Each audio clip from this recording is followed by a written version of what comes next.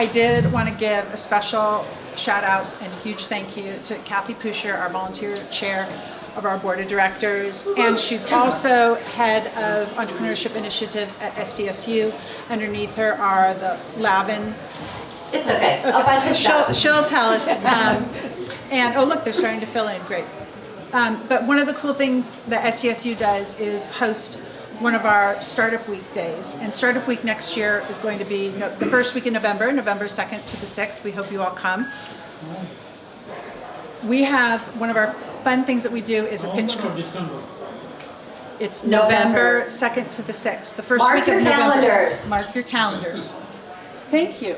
Ta-da! And one of the fun things that happens at SDSU is they host the intercollegiate pitch competition, and founders from all the different universities compete for recognition, support, and prize money. Cash. And tonight, it's my pleasure to welcome Kana Eklund from Asahi, who is our winner. Come on up. From SDSU. From SDSU. It was not planned. You are amazing. Thank you so much. Real quickly, her product is it's sustainable flower bases. Her family's in the floral business, and this is going to revolutionize. It's compostable, sustainable. I'm a huge fan, and she went up against med tech. She went up against all kinds of UCSD, Point Loma, serious ideas all across. competition. But it was your strength as a founder, your innovation, and also you have a solid plan. So congratulations. Thank you so Use much. it wisely. It's our pleasure. Yeah. 3,500. Yes. Yep. Yes. Yep. And just so you know, initially there wasn't a prize, and the judges, who are volunteers from the community, one by one said, you know what? And we didn't know who was going to win. I'll give 1,000. I'll give 500. And by the time it was all done, $3,500 went to the winner, and Kana was able to benefit. So. Yeah, Kana. So, any more housekeeping? Okay. Really quickly, if you last shout out. This is the night to upgrade to a membership if you haven't already, because prices will go up, and if you want to lock in 2025 pricing for $1 a day, you support all of our programming, everything we do. It's only $365, $600 value. You get your startup week, you get all our events next year, and you get access to all the support you need on your startup journey. So.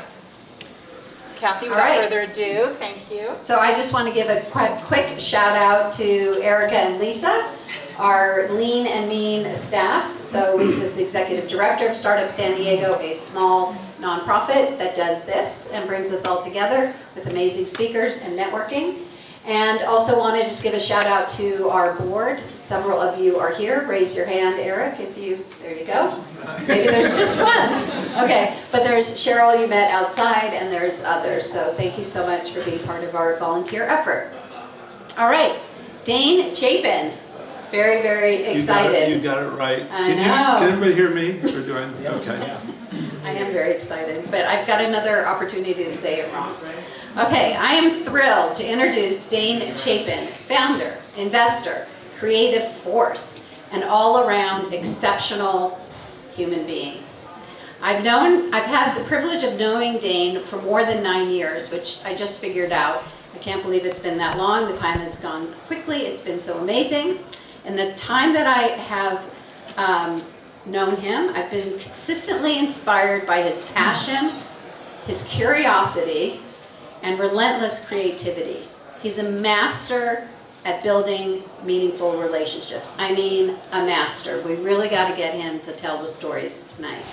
And those skills have shaped every step of his entrepreneurial journey.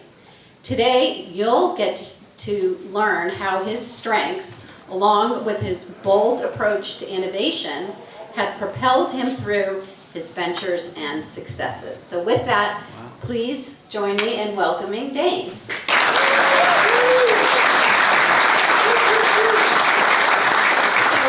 Talking to Dane is so much fun if you get to go through his photo album. So let's start with this photo. You look very happy there. All right. So that is, as I recall, the 1996 Olympic Games in, anyone remember where they were in 1996? LA. Atlanta. You call it an inflection point for you personally as well as professionally. Tell us the story.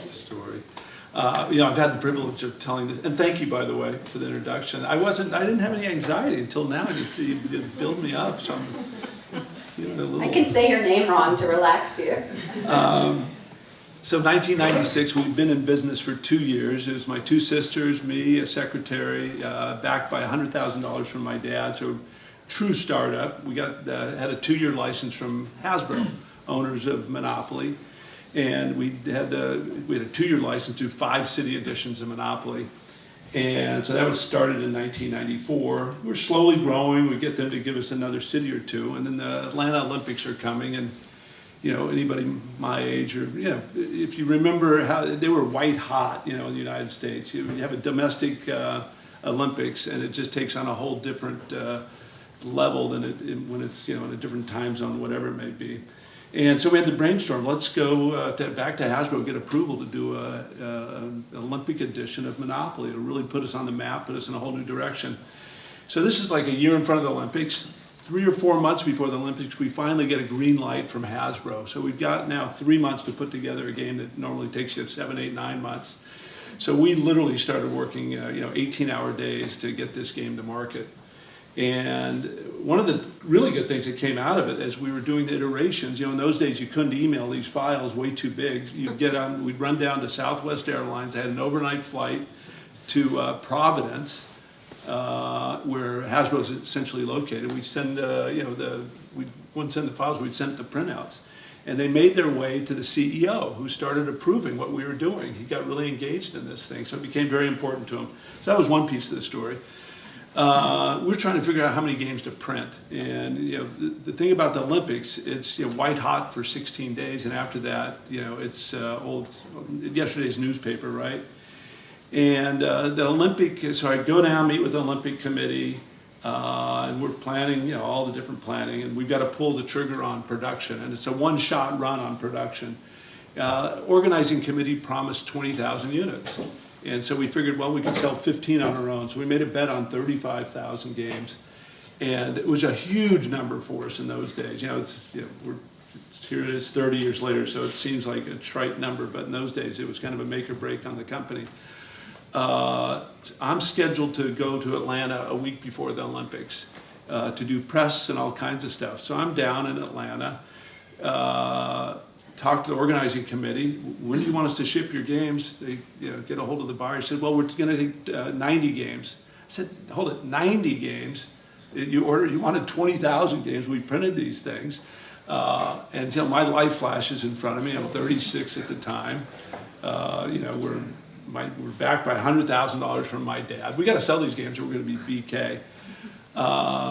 So I had the bright idea, so it's a week in front of the Olympics. I ship all the games to Atlanta, figuring that we can get our customers who have games, we'll replenish them very quickly.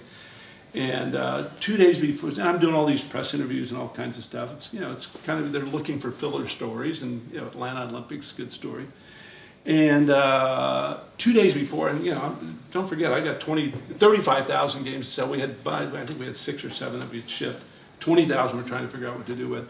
2 days before the Olympics, I'm walking through Olympic Village with a game under my arm, and a guy stops me. He said, what's that game you got? I said, oh, it's Olympic Monopoly. He said, that is the coolest thing I've ever seen. Where can I get it? I said, oh, it's at Rich's or the sporting goods stores.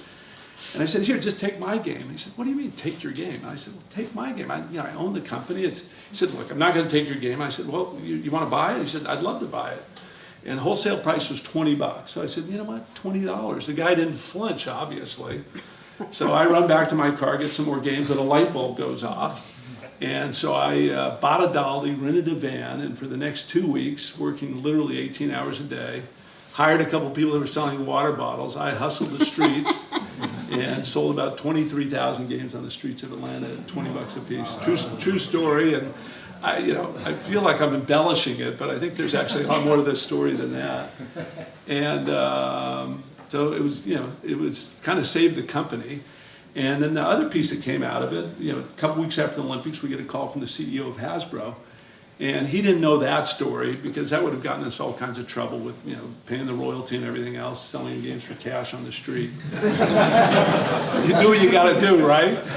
And so they invited us back to Hasbro and asked us what we wanted. And we got a 5-year extension on our license, and we got a grant to do far more than city. So at that point, Harley Davidson, NASCAR, the sports leagues. And then it slowly morphed over time. We stopped doing city games and got into all pop culture. So we've done literally 1,500 different editions of Monopoly. In turn, we do Clue and all kinds of other stuff. So we've done things from Wizard of Oz and the Rolling Stones to the Beatles to one of my favorites, Golf Monopoly. Got to travel the country talking golf, great golf courses into going on our game. And one of the great parts was that I didn't have a whole lot of money 30 years ago, but I got a deal at Aviera, which was a great new course in San Diego. We put them on the board, and they let me play golf there for free for a couple of years. And then, actually, super funny story around. I know we got a lot to cover, but we did a Napa edition of Monopoly early on, and we were doing trade deals with like Opus One, and I had my garage was filled with these great wines, and I wasn't a wine guy then. I didn't know it, so I was an Indian princesses, and so we divide up duties. You show up with your daughter, and well, Dane, why don't you bring the wine? So I was the guy that brought all the wine for a couple of years to Indian princesses. So anyway, that was a story. True inflection point. For me, personally, and for our company, and it really put us on a different trajectory. And you do necessity is the mother of invention, right? So let's go back to earlier times. And my husband was the beer guy for Indian Princesses. Okay, I know you recently returned to the op after a 10-year break. During that time, you started several companies. Before we talk about your return, let's go back to early Dane. You were a college tennis player and played at UCLA, which is so impressive. At that time, in the early 80s, the Roger Federer of the day, Federer. Thank you, was a guy named Jimmy Connors. Who knows Jimmy Connors? Yeah, I mean, he was truly the Roger Federer of the day, international superstar. So.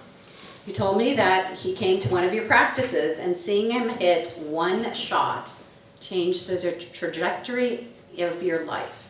Tell us how watching that one shot had such an impact on your life. So I was probably a junior at UCLA at the time on the tennis team. This is 1980 or 1981. I started playing tennis late for getting as far as I did, but I was very tenacious and relentless and managed to get on the UCLA tennis team. And my heart and I was like 6 or 7 on the team, but there's the top 2 or 3 guys would always go on to a professional route, professional tennis, and all I wanted to be in life was a professional tennis player. I hate to say it, I'm sorry, darling, my wife's here, but I barely graduated college because I was so focused on tennis.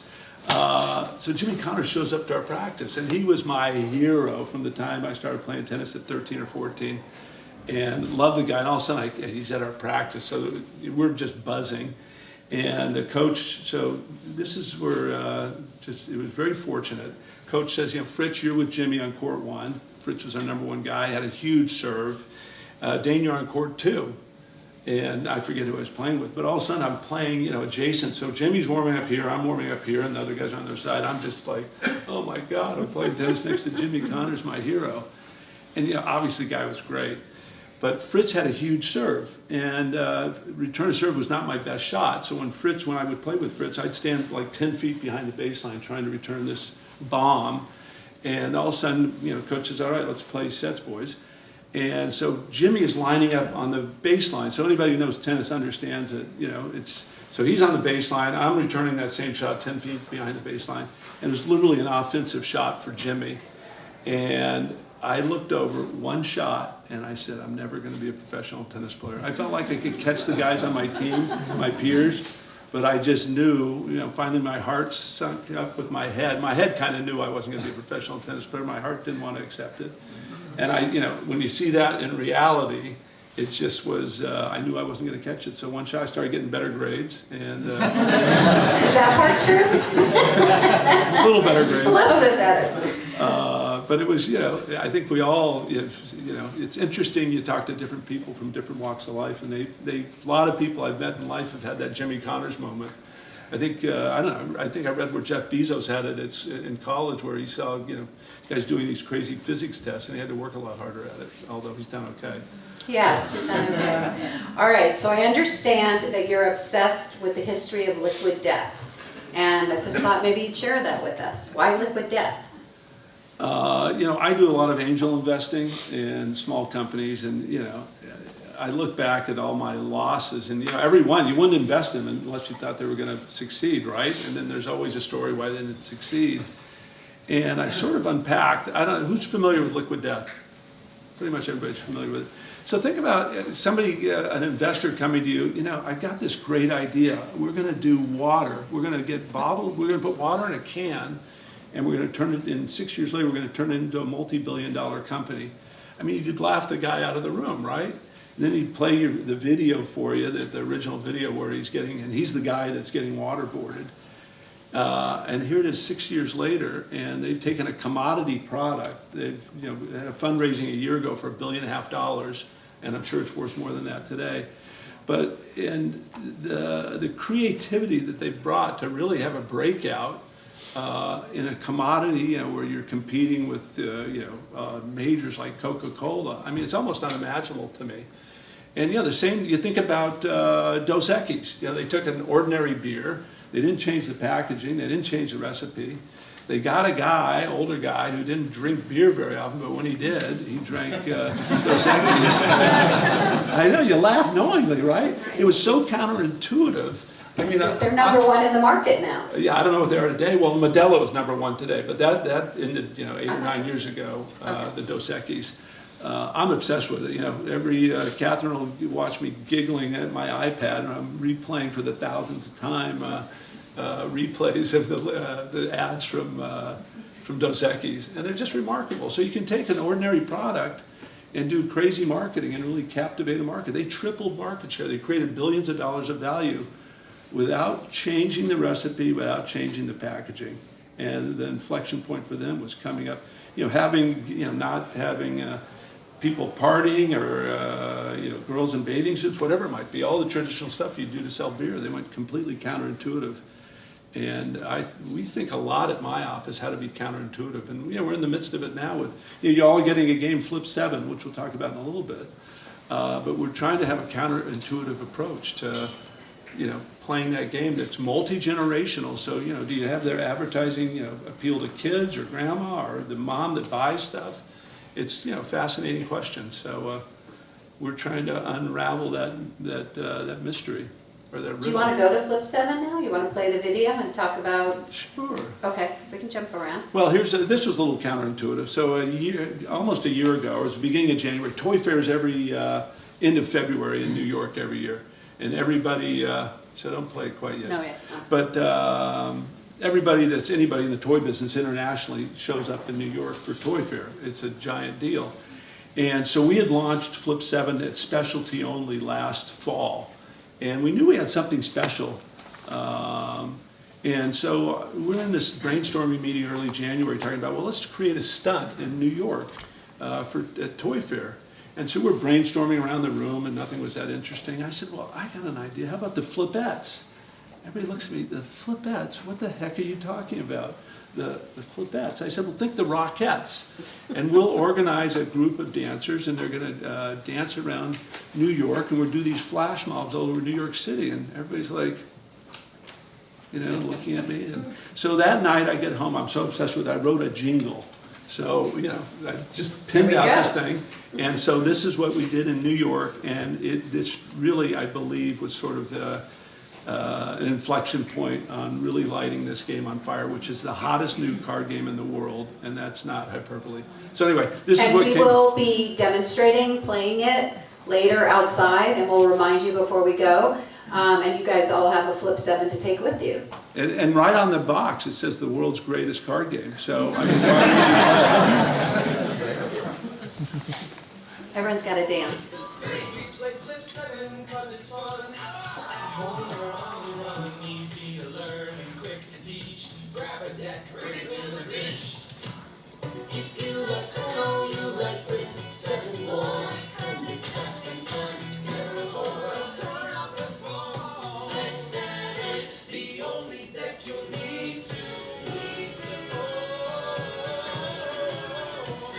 my favorite part is coming up, so watch close. Mine too.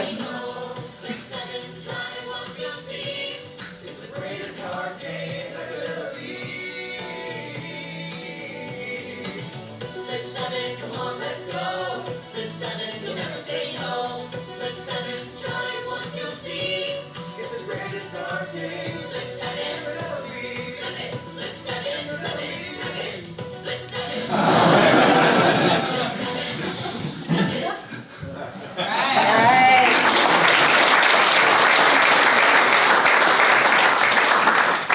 All right, so let's get into Bindle Bottle and Made Here, two of startups that you started. So before the pandemic, you had a water bottle company called Bindle Bottle, which, by the way, I took my Bindle Bottle all across Europe this summer when I traveled. I love it.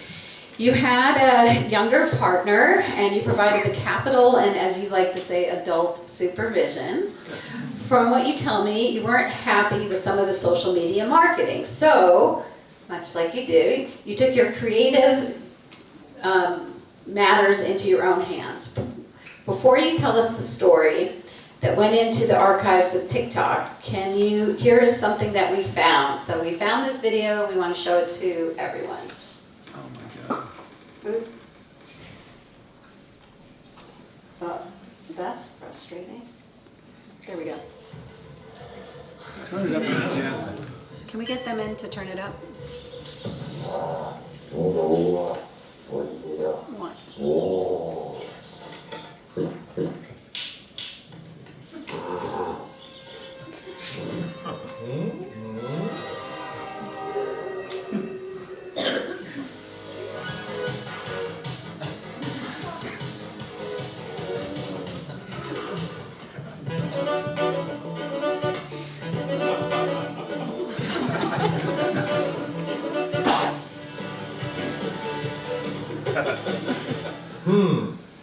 Top honors for the most gridlocked city in the world. Country, the toll rising in so many cities. I want to go home. I want to go home. I want to go home. All right. Can you respond to that? Maybe my wife wants to tell the story. So we had this company, Bindle Bottle. It was just, we started a little before the pandemic. This kid who used to be our neighbor, who, what is he now, 35? He went to USC and studied business. And he kept sending me idea after idea after idea, wanting me to back him on it. Came to me with this idea. He had applied for a patent for a water bottle, looks like a hydro flask, with storage on the bottom of it. And so we launched this thing called Bindle Bottle. And some of you probably know the slang for bindle. The actual meaning of bindle, it's the guy, the hobos chasing trains with the little sack and the I didn't stick. think about that. And that's called a bindle. And it was, it rolled off the tongue, Bindle Bottle. I'm not going to tell the whole story, but I'll tell the story that inspired that crazy video. And I got a little frustrated with my two younger partners. All they wanted to do was, be the cool brand, which meant, having Bindle Bottle on the beach with hot girls doing yoga and their Bindle Bottle next to them. And, I just said, how are you going to separate yourself with that? Everybody in the world is doing that. So, kind of like the most interesting man in the world, I thought counterintuitive.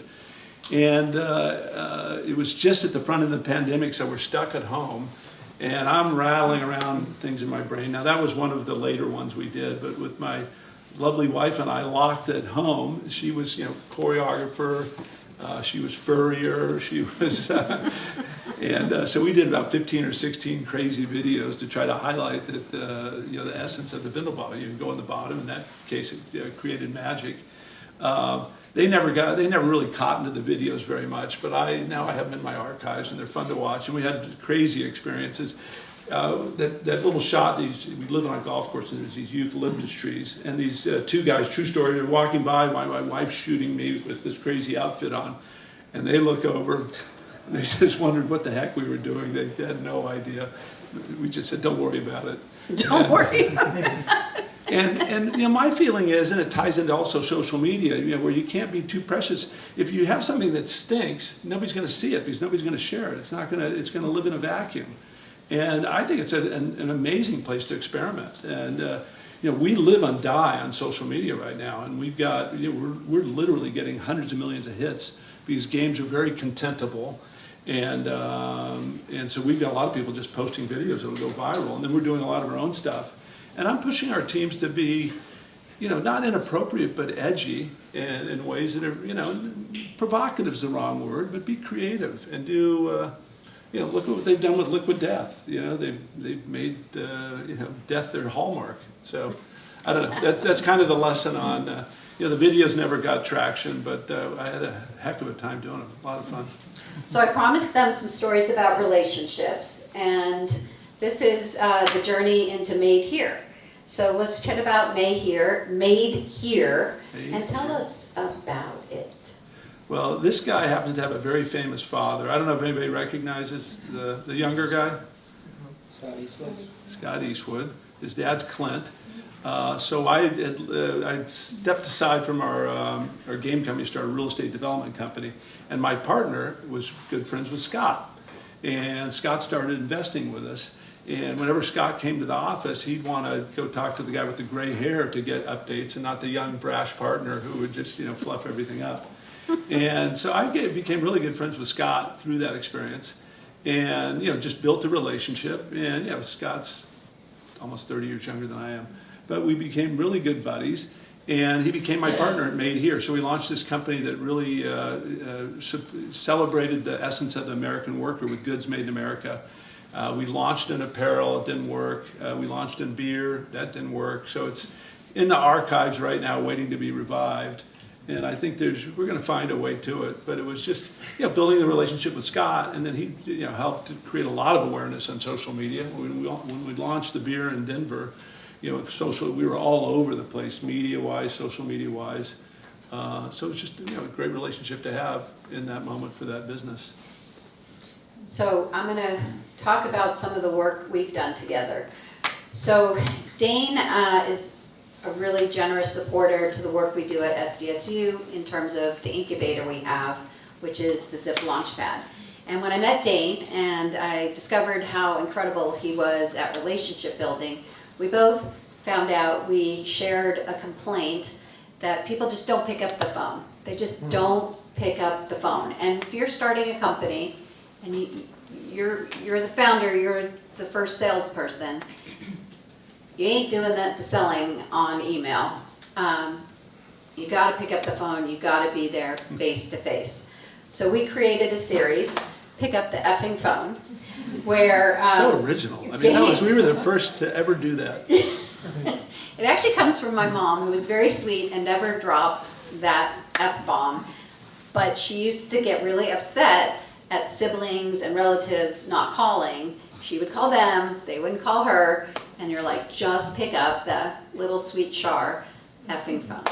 Okay, so you had some great examples and stories of why that was so important that you shared with the students. What would you like to tell this group? I mean, it always stuns me. I'll text somebody, hey, because you can't get a hold of them, I just tried, you call me, and then they'll text back, what do you want? Has anybody else experienced that? Yeah. I'm just amazed that you've just absolutely got, I know it's old school, but I don't know how you survive or succeed in business without face-to-face time and getting on the phone. And I have, people are in offices next to each other and they'll be texting each other. I'll be like, well, what are you guys doing? Well, we're communicating. Get out of your chair. I mean, it just stuns me. I know we didn't prepare for this, but I remember when you were providing adult supervision, you wanted the founder of Bindle Bottle to do something, and he's like, yeah, I emailed the person.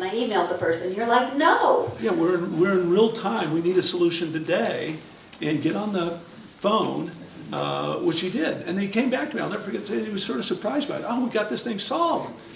And well, yeah. Well, how? Well, I called him. I said, oh, how novel. So I know.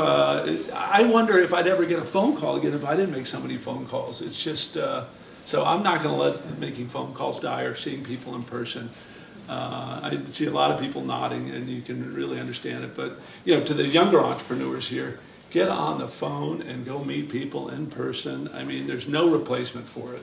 So, I'm going a little out of order, but you had a great story, I remember, where you had come back to the op and you were starting to get to know the customers and where the sales were at. And we'll get back to you coming back and the differences.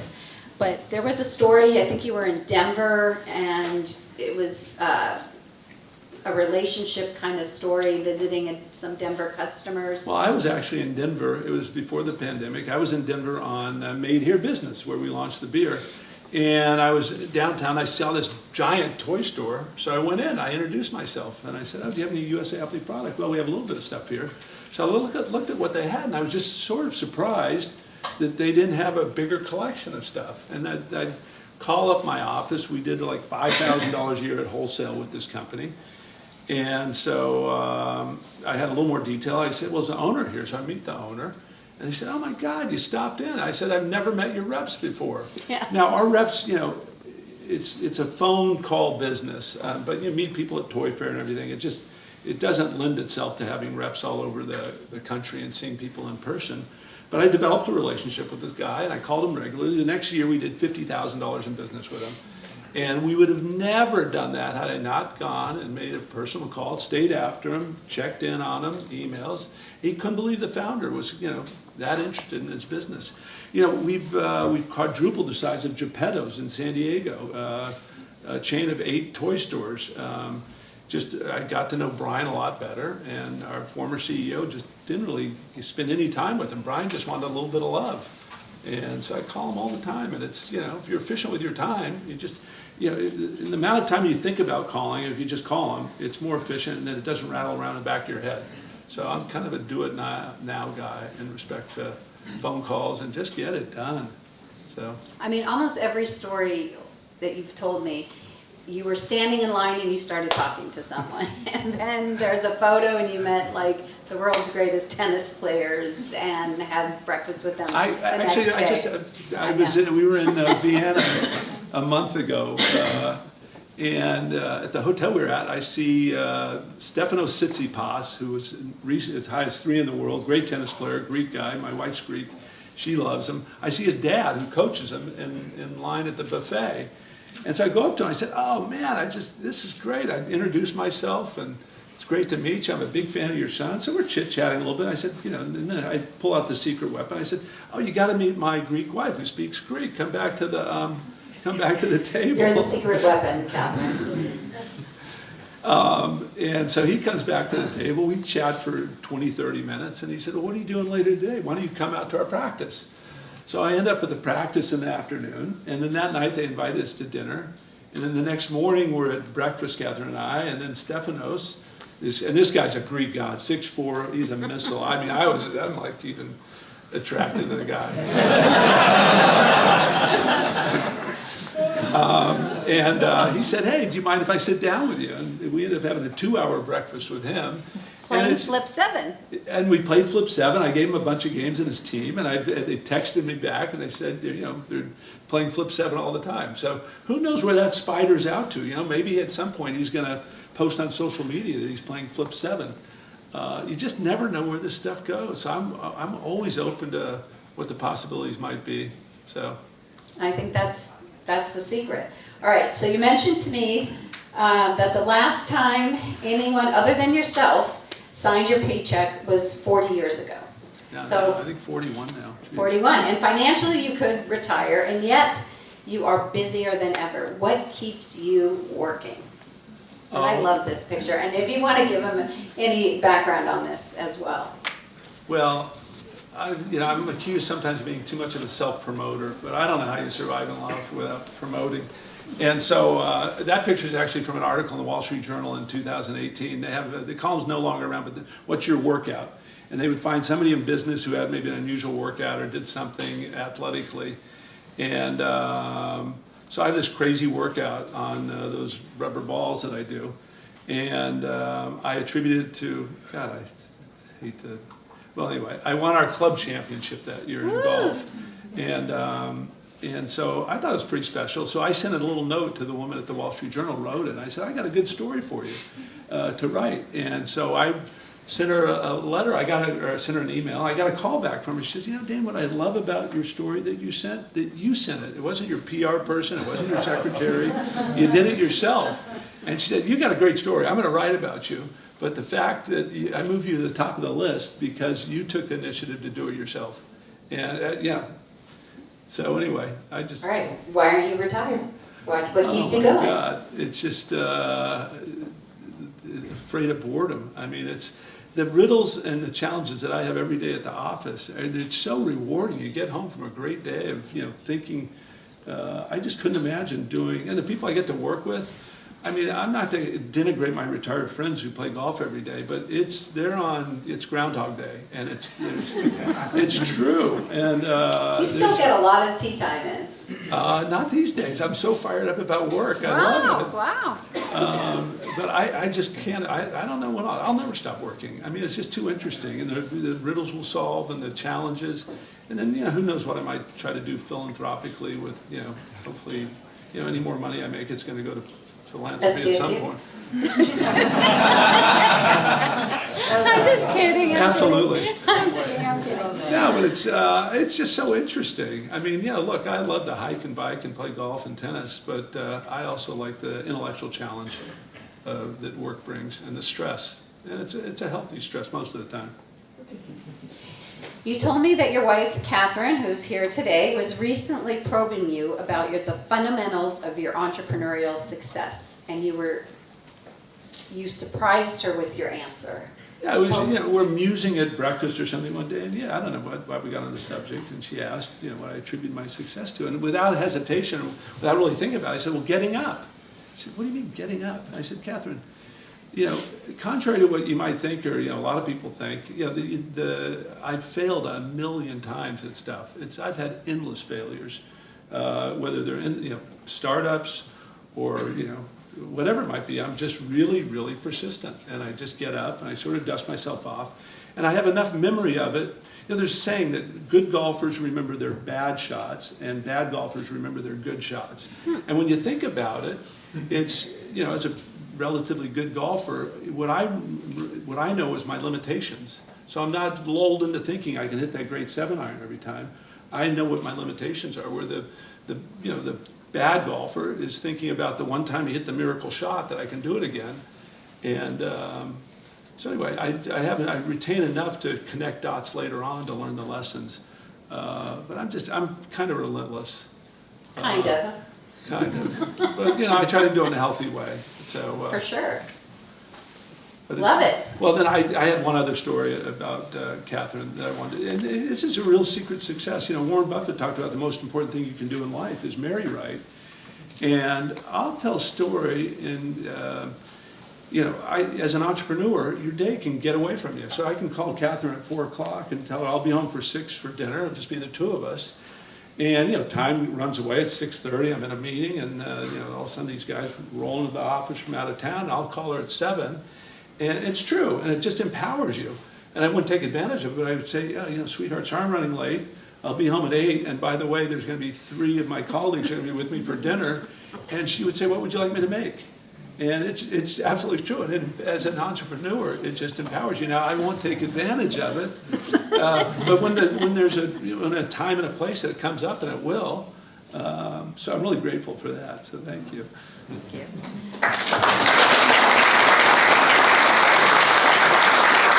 So we have some time to ask questions. How do we want to handle the questions, Erica? Yeah, so for the people in the overflow rooms, they can speak into the mic in the middle of the table, and anyone in here, feel free to raise your hand and project your voice. Okay, and overflow, you'll have to unmute the center console before you ask a question. But we have a question here. I'm going to go ahead and hand out this mic. Okay. Or just go for it. I Go think for I'm it. okay. So, I think, your story about Monopoly, phenomenal story, but how did you get that licensing deal with Hasbro? Good question, actually. So one of my sisters in like 1980, 1990 was living in Maui, and she saw a knockoff Monopoly game called USAopoly, and it made a lot of changes, wasn't obviously authorized. And my dad was very entrepreneurial. The apples sort of all fell near the tree. And my sister had an idea to do a USAopoly game. And came back and put this crazy little black and white game together. And we're selling them out of the back of her Volkswagen. And one thing led to another. My other sister got in the act, and then they eventually got a letter from Hasbro. And they were very young at the time and very intimidated, very scared. They never opened these envelopes. And Hasbro got a judgment against them. And so finally, they go to my father, and they were too embarrassed to go to my father. And so my dad says, well, I need to figure this out. So with my father decided he wanted to knock off the knockoffs. So he went to Hasbro with one of my sisters, and they got this 2-year license. My dad didn't want to run the business. And then I had a real estate business that was falling apart at the time. And so I came into the business, and it was, as I said, my 2 sisters, secretary and me, with this 2-year license. I figured I'd be back to real estate in 5 years or something, and I've now been riding it for 30 years. And we're actually getting out of the monopoly business, so we're ending that license. It's a fool's errand. You don't make any equity with with somebody else's IP. So Flip 7, and we've got some of the most popular games literally in the country right now, Family Party. So we're leaning into that business and saying goodbye to all the monopoly stuff. So. Dane did donate from USAopoly or the Ops some games, and the proceeds go to Startup San Diego. So if you want to purchase, I've already Christmas shopping right there. Yeah, I already purchased 100% of the proceeds, not just 10% of the profits. 100%, and they were sitting in my garage. I could have taken 3 out. I'm purchasing 3. So please join me in purchasing them and making the donation. Was there an IP that you wanted to get for the game that they wouldn't give you? Hasbro has figured out that they want to, over time, like they kept Star Wars for themselves, or there was a huge tentpole, but we had a shot at some of the major IP like Harry Potter over the years, or Simpsons. What else has been hugely popular? But, give you a story about what you deal with IP. So every 3 years you get audited by whether it's Warner Brothers or Disney, whoever it might be. So Disney audited us a year ago, and we had paid them over the previous 3 years $3 million in royalties. And this is kind of why we're getting out of this. Paid them $3 million in royalties, and they came in with an audit finding of $2.5 million. And it was just egregious what they went after with us. So we start battling back and forth. It was literally a 10-month battle. We whittled it down to $350,000, and I thought we owed them 0, frankly. And the VP calls me and says, Dane, we can start this over if you like. Write your check or take your medicine, or we'll start the whole process of auditing you again. So there's a lot of frustration, dealing with it. We discovered that we're pretty darn good at making family party games. We've found a great formula, and we don't have, and the amount of resource that goes into the reporting, royalty reporting, and the licensing, and there's just a lot to it. And they wore us out, but it's for the better because we're now focusing all our time and resources on doing our own IP. Question. So you had talked about before Flip 7 launched, you kind of knew you had something, you felt like you had something, and you were just talking about your formula. Could you talk a little bit about your ideation, and is there a process, and is there an objective while you're going through that ideation process? It's a really interesting question, talking about the process of bringing a game to market. And I think one of the things that I did since coming back, I left for 10 years to start some other businesses, came back 4 years ago. And one thing I discovered, we had a lot of failures, but we shouldn't have missed with them. And what we had missed was we were in a sort of an echo chamber, and with these games. So we'd have games submitted by inventors. We look at thousands of them. In our internal group, we have a lot of very smart game people that know how to design games and create tension in games. But we really never got outside our own walls. And one of the things I instituted was making sure that we took our games, prototypes, to real environments with real people to see if, and nobody ever wants to tell you they don't like your game. It's just, so to elicit, honest responses. So we've been really intentional about, you know, and as startup people here, you know, have people that tell you what you don't want to hear. I mean, it's really important. My dad prided himself on that a little too much, but it's really important. I had a guy in the office the other day. I said, do you have anybody that tells you what you don't want to hear? He said, not really. I said, you prepared for it? And I gave him some really honest feedback. He was grateful for it. So I think the most important thing we can do with our games is, you know, because literally we look at thousands of games a year, and they are all really interesting. In Flip 7, we did a ton of development work, design work. It checks a lot of boxes, and more boxes than we actually knew than when we launched it. And we're sort of discovering why this thing is so hot. I don't think we knew it was going to be strong, but this thing is literally, the Netherlands in 4 months we've sold like 150,000 units in a population of 19 million people. So we extrapolate that. It's, I might retire, so it's, I won't do that, Tom, don't worry. Where will Flip 7 be played, Erica? Can you find out? Yeah, we're gonna be playing it in the cafe area, and we also have an outdoor area that's heated. So please join us there, and we'll. And we have some people here that can teach you how to play. But one of the cool things about Flip 7, what was I going to say? But I mean, it's super easy to learn how to play. It's fun. It's competitive. It kind of gives you, and it's fast. Oh, I know what I was going to say. But one of the things we did is, you know, we're trying to get games in people's hands, and it lends itself to just, you know, we gave, everybody here is getting a free game. We've given 100,000 units away this year. So the cost of goods are $1. You know, wholesale's $4. So we only need to sell. We figured that every game we can give away, we're going to just create awareness, accelerate the awareness, and it's working. Yeah. Yeah, and just real fast, thank you for giving everyone a Flip 7.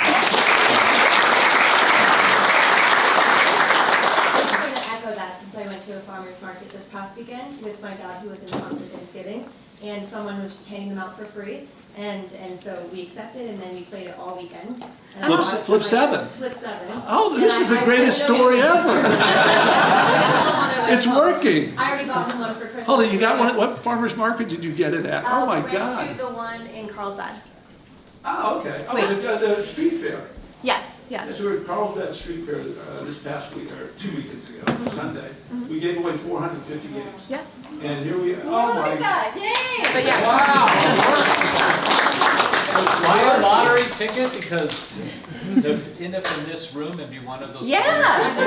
So, very cool. That is such a great, oh my God. I can't wait to get back to the office tomorrow, share the story. So it works. All right. And you played, did you buy any more games yet? I did. I already bought it for him for Christmas, and then he was in the car buying it, and I'm like, wait, don't buy it. I just bought it for you for Christmas. Oh, wow. Wow. Talina has a question. So when you had that first taste of success in Atlanta, what did you do? Like, how did you roll that momentum into continued success? Well, I had a big sigh of relief that I wasn't going to go bankrupt, so that was good. It created a lot more, you know, it created a lot of opportunity for us. I mean, I literally went back, met with the CEO of a Fortune 200 or 300 company at the time, and it just really catapulted us. And I've always been a pretty ambitious guy, so it was really an opportunity to seize the moment, which we did, and we delivered, and just kept growing. And so it's just taking advantage of. There's a young man here today. Jackson, where are you? You in the room? Jackson, stand up for a second. Stand up, Jackson. Come on, Jackson. Jackson Stetson. Jackson, what were you doing 2 weeks ago? Nothing, I was free. What are you doing today? I'm working for you. How did that happen? You nailed it. There's gotta be a story there. How'd that happen? So on a Thursday, there's a knock on the door, and our receptionist comes up and says, there's a woman here who wants to see you. There was an article on me in the San Diego Magazine. And she wanted to give me a copy of it. I was in a meeting that I didn't want to break out of, and I sort of felt bad. So she left her card. I called her that afternoon, and Jackson happened to be sitting in the car with her. And he's trying to show him on the phone, you know, ask him if I can apply, or I want a job there. Tell him I want a job. And his mom's sitting there, well, my son wants a job. And I said, well, tell him, send him his resume. Send me his resume. So I give him my email address, thank the mom for stopping by with a copy of the magazine. And the next day, you know, another Stetson knocks on the door, and it's Jackson. And I forget what you were knocking on the door to see me or ask for something? I brought you the magazine. Oh, you brought me the magazine. Okay. I read the article. And so I was between meetings, so I called Jackson in. And so he sat for 45 minutes. And so trying to figure out, maybe I'd create a job for this guy. And he said, Dane, I just want to tell you, I'm not really concerned about work-life balance right now. I'm concerned about getting a job. I can have work-life balance when I'm 50. That's music to your ears. Oh my God. Everybody laughs knowingly, right? Everybody's talking about work-life balance. I had no work-life balance. I had my daughter, spent a lot of time with her, but I got up early and stayed up late, and I took care of family. But somebody else is going to do it if you're not going to do it. So it's a competitive world. So it's nice to have a work-life balance, but make your choices what you want to achieve in life. I'd rather be here. Yeah. All right, we have one more question. You either have to have played the game or knocked on his door. No, I'm kidding. There's two of you, so I'll We'll do two questions. I'll go quick. Yeah. So we'll start there, and then we'll go to you. A quick question. So your athletics is a huge part of your background. Obviously, athletics. Yes. What do you look for in founders? Do you look for a series of failures, as athletes do? We pick ourselves up, as you alluded to earlier. What is a quality that you look for in founders that simulates or equates to you being in athletics for so many years? I was actually talking to Jackson about this the other day, and I think it's just a hunger, a raw hunger, whether it's, athletics. I mean, I was a pretty athletic kid. Jack and Jake. Oh. Remember you invested in them? They Yeah. were just all grit and They hunger. were, they invested in a startup from San Diego State, but I just look for hunger and ambition and just relentlessness, and I'm gonna get it done no matter what. I had a guy show up a few months ago. I happened to be walking through the lobby of our office. This guy was saying, anybody need a car wash? And it happened, my car was filthy. I said, oh, you showed up at the perfect time. And so I give the guy my keys, how much, 20 bucks or 25 bucks. So I got to the car later and I said, dude, help me understand. You're saying you make your living knocking on doors, doing car washes? I said, yeah. Well, what happens on a day when you don't get one? He says, looked at me like with the look of death. I don't go home until I get 4 cars. And I believed him.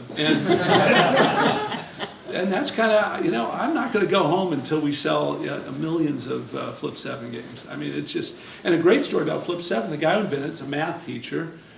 Sorry to go over on time, but this is a great story. So Eric was shopping this thing around. Eric Olson, math teacher in Boise, he's shopping this thing around. Hasbro's looking at it, but it's pretty rudimentary. We passed on it, comes back to us a few months later, and then we decide there's something here. And we get it to market.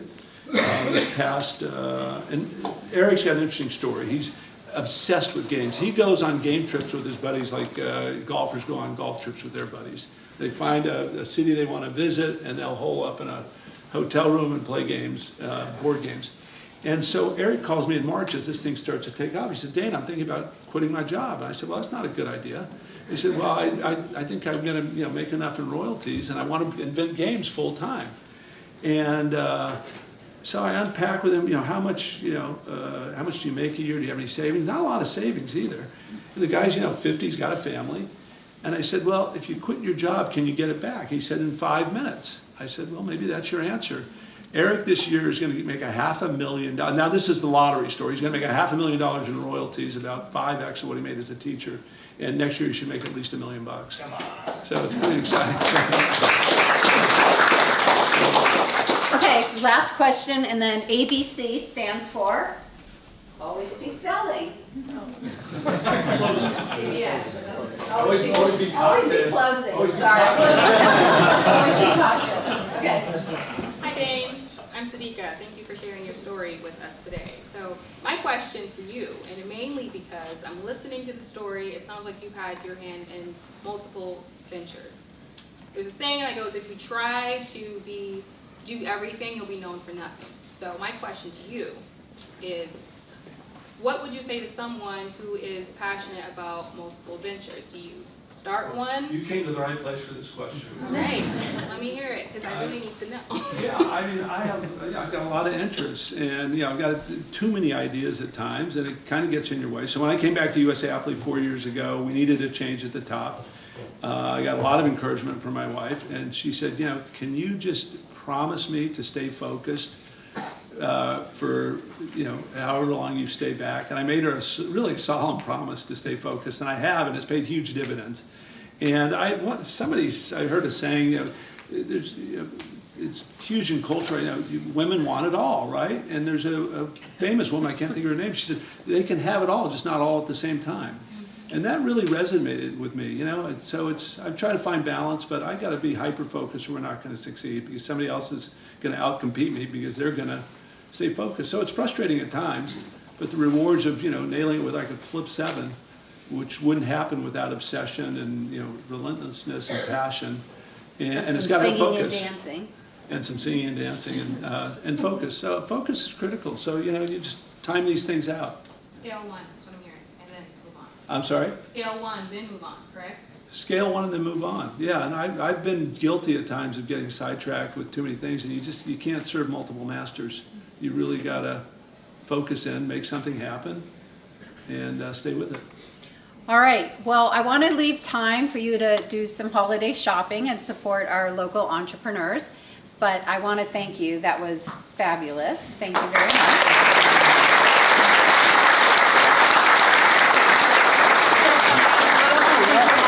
We appreciate your time. Oh, well, thank Sharon, you. that Well, is I really fun. appreciate everybody taking, a couple hours out of their evening and coming to hear me ramble on stories. I really appreciate it. It was very uplifting and perfect for kicking off December. So Yes, and thank let's you. go shopping. I'm going to go get And, my if you- USAopoly. If you haven't picked up a Flip 7 game, whether you're in the auxiliary room or in this